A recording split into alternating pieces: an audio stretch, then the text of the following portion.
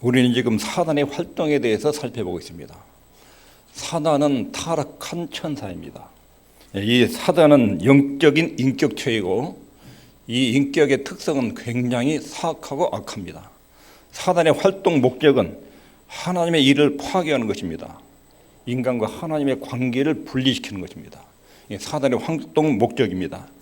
사단이 이런 목적을 위해서 쓰는 수단들은 우는 사자처럼 강력한 핍박을 통해서 하나님과의 관계를 파괴하고 또 광명의 천사로 거짓말을 통해서 사람들을 속입니다. 마귀의 공격에 대해서 성도는 어떻게 대처해야 되는지 성경에 잘 알려집니다. 24장 42절에 읽겠습니다. 시작. 그러므로 깨어있으라. 어느 날에 너의 주가 임할는지 깨어있으라. 마가복음 13장에도 주의하라. 깨어있으라. 그때가 언제인지 알지 못함인지라. 마태복음 26장 38절에 너희는 여기 머물러 나와 함께 깨어있으라. 깨어 믿음에 굳게 서서 남자답게 강건하여라. 골로새 4장 2절 기도를 항상 힘쓰고 기도에 감사함으로 깨어있으라. 깨어있으란 말이 참 많이 나오죠. 깨어있다는 말은 눈을 뜨고 있어라. 그래서 깨어있으란 말은 음흉한 적이 있다.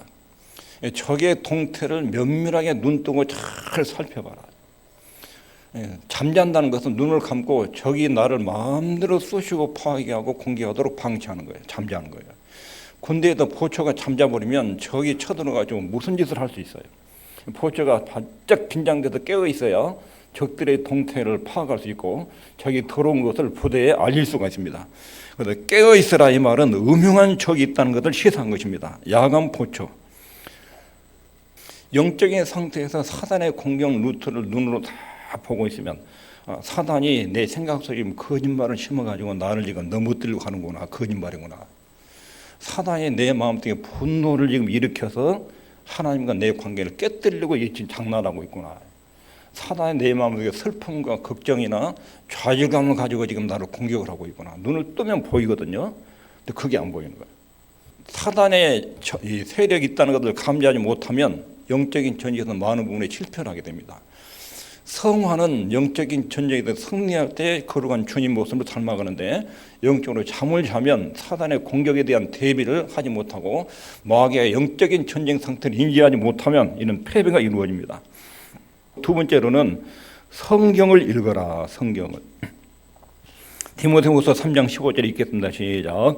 또 네가 어려서부터 성경을 알았나니 성경은 능히 너로 하여금 그리스도 예수 안에 있는 믿음으로 말미암아 구원에 이르는 지혜가 있게 하느니라. 바울이 디모데 목회자를 볼 때 마귀의 계략에 걸리기 딱 좋은 사람이에요. 마귀의 계략의 괴계에 속임수에 당하지 않으려면 네가 어려서부터 읽었던 성경을 자주 읽어라. 성경을 자주 읽어라. 1절부터 하는 말씀이 뭐냐면 네가 이것을 알라. 말세에 고통하는 때가 이른다. 마지막 때가 되면 사람들이 고통을 많이 느끼는데 사람들은 자기를 사랑하고 돈을 사랑하고 자긍하고 교만하고 회방하고 부모 거여 감사치 아니하고 거룩하지 아니하고 무정하고 원통함을 풀지 아니하고 참수하며 절제하지 아니하고 싸납고 선한 것을 좋아하지 아니하고 배반하고 팔고 조급하고 자구하고 쾌락 사랑하기를 하나님 사랑하는 것보다 더한다. 경건의 모양이 있으나 경건의 능력이 없다. 너는 이 같은 것에서 돌아서라.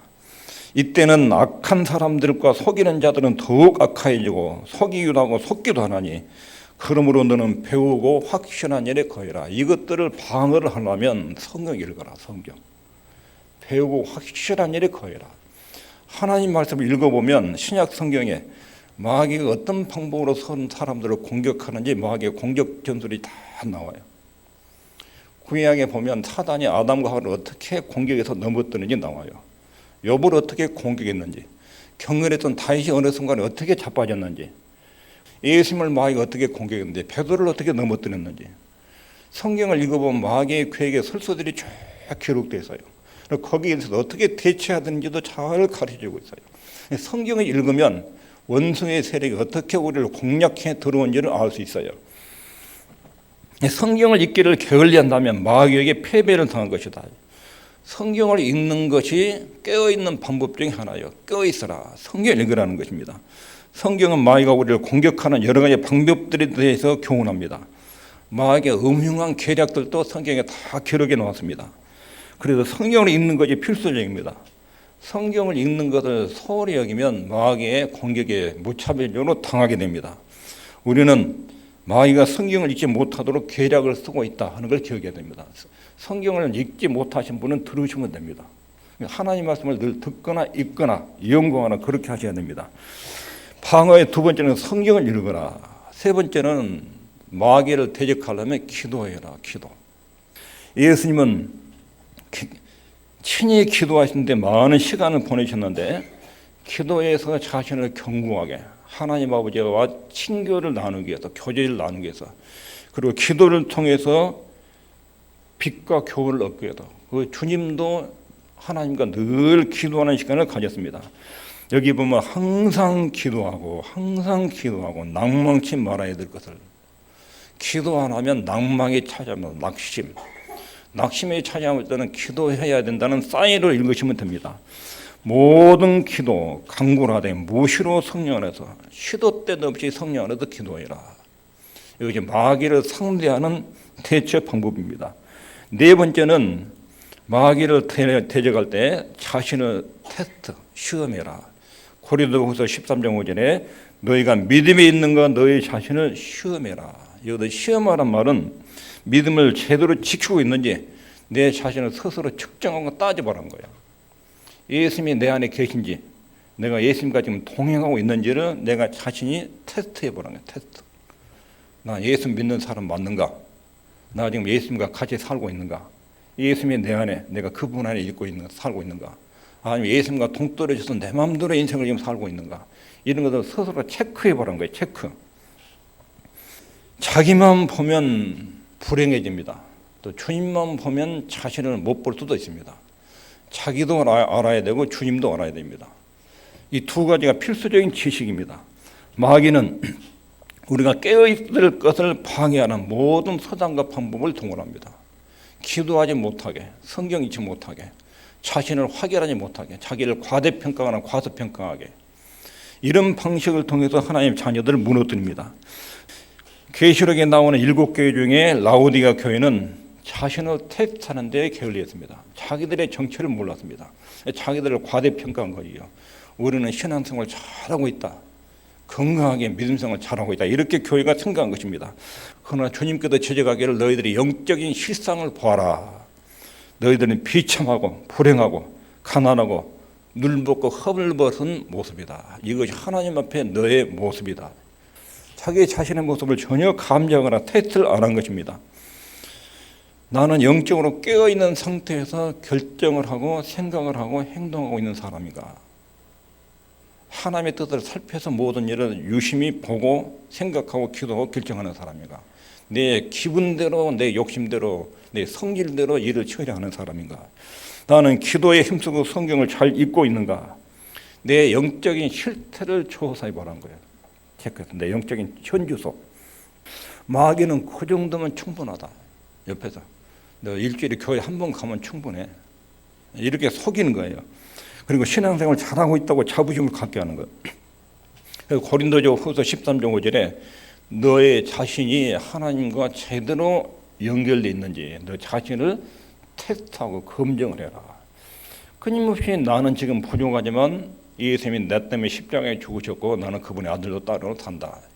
이런 내용이 진짜인지를 늘 스스로 확인하고 검증하라는 거예요. 사단이 우리를 어떤 방식으로 공격에 들어오는지, 사단이 강력하게 우리를 어떻게 속이는지 공격 루트를 알 필요가 있습니다. 먼저 우리의 지적인 영역을 건드립니다. 사단이 우리 이해 영역, 지성 부분을 건드립니다. 지성이라는 것은 우리 안에 진리에 대한 이해, 진리의 말씀을 깨닫고 아는 영역, 이게 지성이에요. 그 영역을 사단이 건드리는데 사단은 이 부분을 교묘하게 속입니다. 다시 말해서 교회를 다니는데 지적으로 성경을 많이 관심을 갖고 연구를 해요. 하나님에 관해서도 많이 관심이 있어요. 그런데 하나님을 인격적으로 만나고 경험하지 않고 그냥 이론적인 하나님으로 딱 넘어가 버려요. 하나님을 지적인 탐구 대상으로, 연구 대상으로 하고 하나님을 만나지 못해요. 하나님에 관해서 하나님에 대해서만 관심 있고 하나님이 진짜로 나하고 인격적으로 관계가 맺어지는 소통이 이루어지는 이런 것에 대해서 몰라요. 기독교를 사상으로, 이념으로 그렇게 넘어가 버려요. 지적인 면에만 신앙에 전부 비중을 두고 편중된 신앙을 하게 되는 거예요. 그다음에 또 하나는 마음, 사단이 공격할 때 마음, 이런 유형은 진리에는 관심이 없어요. 내가 믿음의 대상, 믿음의 내용에 대해서는 관심이 없어요. 교회 오면 뭔가를 느끼려고 그래요. 뭔가를 가슴에 뭉클하고 체험하려고 그래요. 체험하려고. 뭔가 마음으로 진하게 느끼고 이것을 최고로 중요하고 진리에 대해서는 관심이 없어요. 찬양하는 것은 굉장히 뜨겁고 좋아요. 막 열심히 해요. 근데 말씀 듣는 시간 처음부터 자버려요. 이거 사단에게 속는 거예요. 감성적인 면으로 속이는 거예요. 신앙에는 무조건 감성이 최고, 느끼고 체험하는 것이 최고. 뭔가 배우고 알고 하는 것은 무관심한 거예요. 그리고 그것을 내가 느끼는 것이 신앙의 전부라고 생각하게 만들어요. 이게 사단이 두 번째로 마음을 속이는 거예요. 세 번째 실천 영역, 의지를 속이는 방식으로 접근하는데 신앙은 무조건 행동으로 실천하는 것. 이것만 제일 중요하고 나머지는 다 무시하는 거예요. 이런 방식으로 신앙의 색깔을 속이는 사단은 한쪽 방법으로만 공격하지 않아요. 이렇게 때려서 안 넘어가면 이렇게 옆으로 치고 그래도 안 뜨면 뒤에서 때리고 치상과 감정, 의지 영역을 수시로 공격을 합니다. 사단은 굉장히 관계한 자라. 에베소 6장 12절에 우리의 씨름은 우리 영적인 전쟁은 정사와 권세와 이 어둠의 세상 주관자들 하늘에 있는 악의 영들에게 대합니다. 사단의 전략과 하수인과 대리인들이 참 많다는 거예요.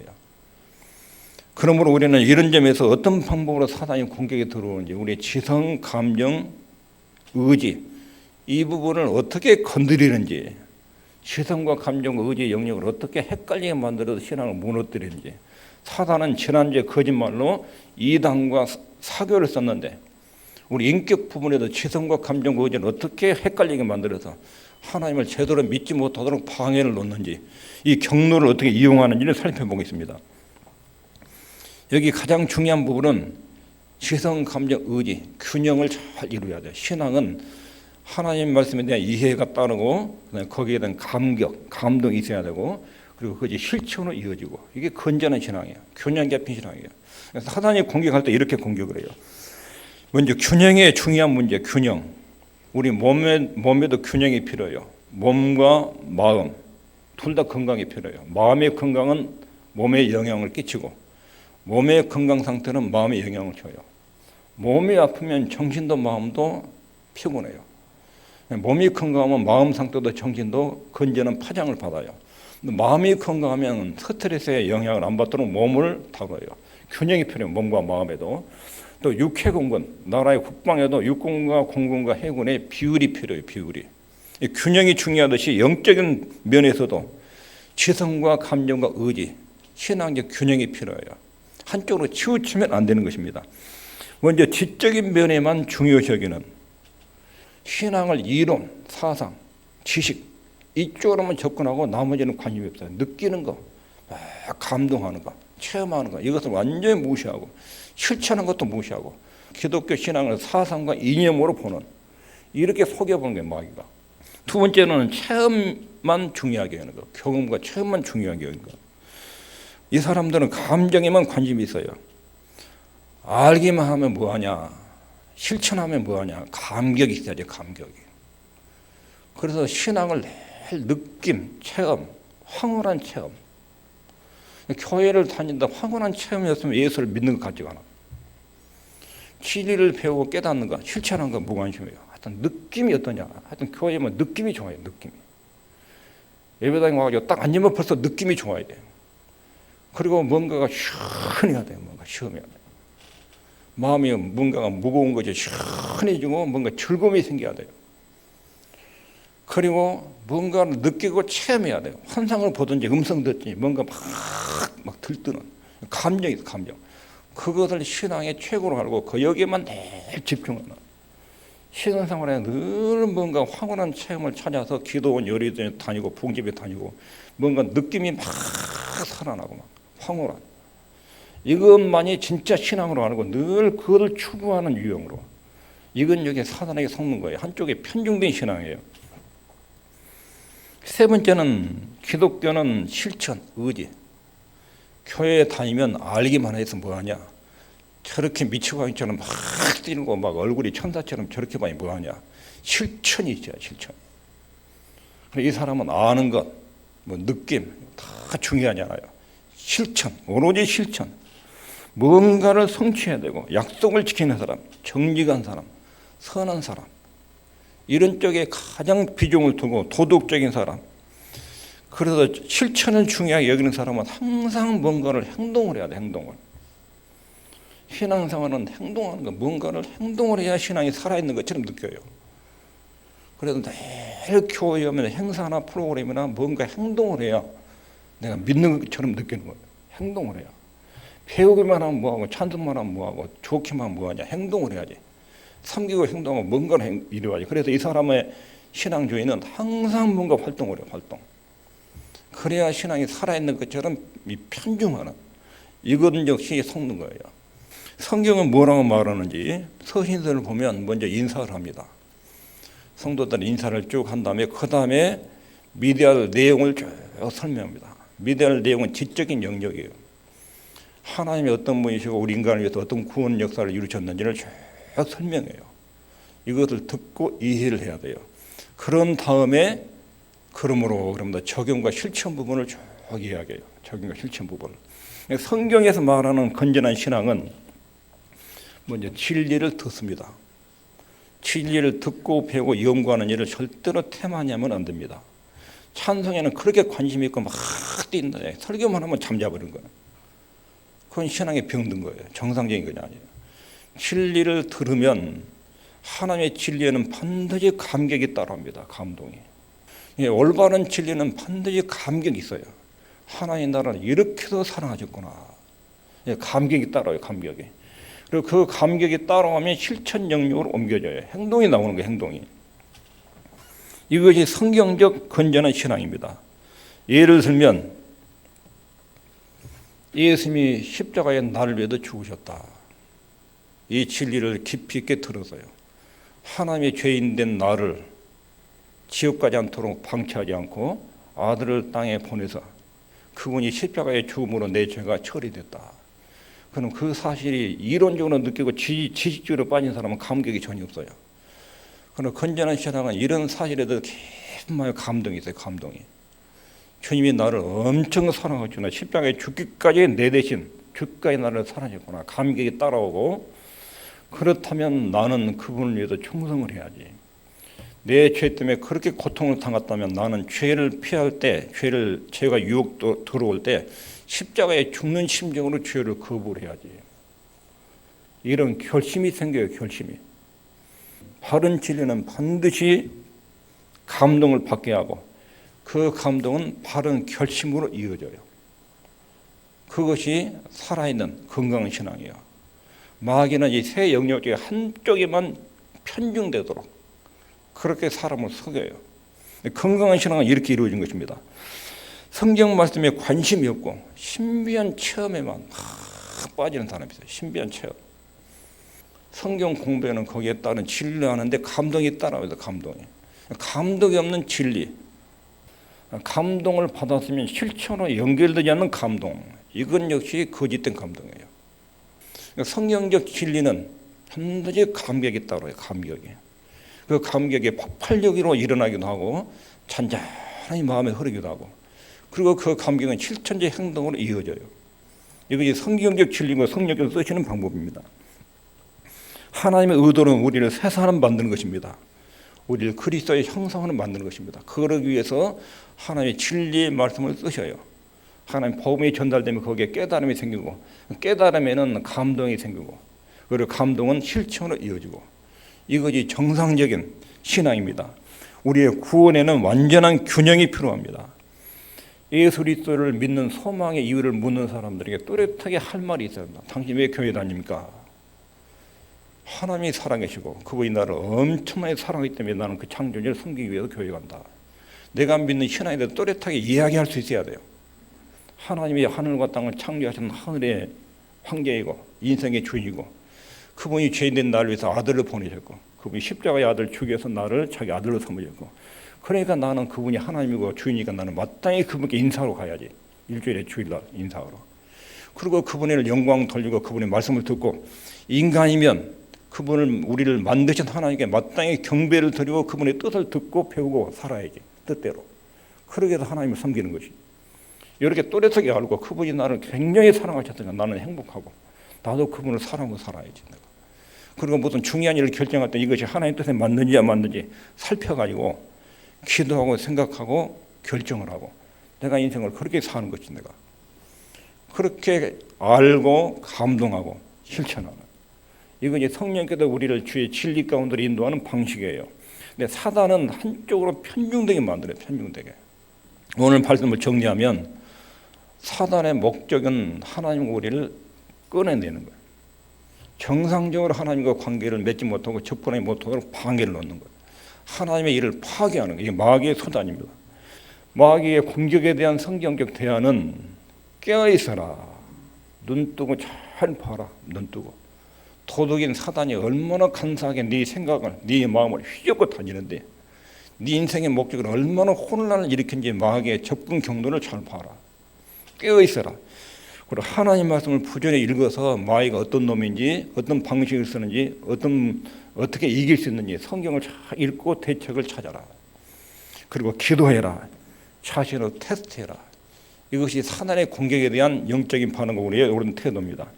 그리고 마귀의 공격 경로는 우리의 지성, 감정, 의지 영역을 헷갈리게 만들어요. 감정을 뒤틀리게 하고 또 지성, 생각을 잘못 흘러가게 하고 의지력의 행동 부분도 왜곡시키고 이렇게 해서 하나님을 믿는 정상적인 삶을 누리지 못하도록 방해를 놓는 어떤 방식으로 하냐면 균형을 잃게 하고 편중되게 기독교 신앙을 지성주의, 이론, 논리, 사상으로 넘겨버리고 그리고 기독교 신앙을 감성주의, 뭔가 체험하고 느끼는 것으로 속게 만들고 또 기독교 신앙을 윤리, 뭔가를 실천하고 착하게 사는 것으로 속이고 그렇게 해서 우리 인격을 구석구석에 이렇게 파괴하는. 다음 주부터는 지적인 영역에 대해서 사단이 어떻게 속여 넘기는지, 그 다음에는 감성적인 체험을 어떻게 속이는지, 이런 것을 보면 사단이 우리를 어떻게 강력하게 우리 의식 속에, 감성 속에, 실천지 행동 속에 역사하는지, 사단의 실체를 정확하게 분석하고 그리고 그 공격으로부터 잘 방어하는 저와 여러분이 되기를 바랍니다.